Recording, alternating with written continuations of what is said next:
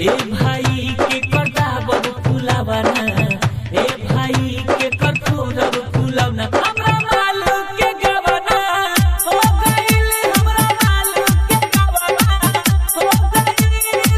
डालब के करा चूल्ही में लावना, डालब के करा चूल्ही में लावना, हमरा मालू के गवना हो गइल, हमरा मालू के गवना हो गइल,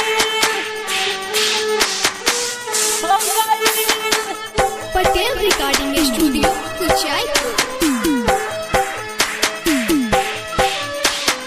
अरुण बाबू, अरुण बाबू, अरुण बाबू, गोपालगंज गोपालगंज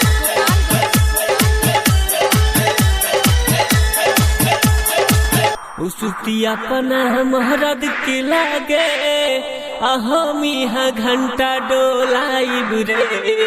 अरे उसुतिया पना महरद के लागे, हम यहाँ घंटा डोलाइब रे।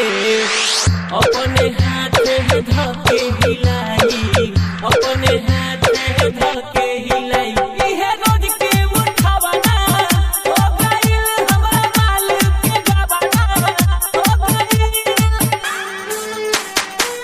हो गइल, हो गइल।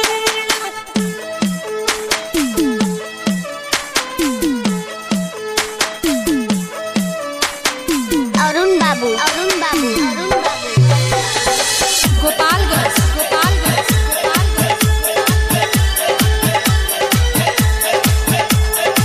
मनियो करे रोज होली दिवाली, हम यहाँ मातम मनाइब रे।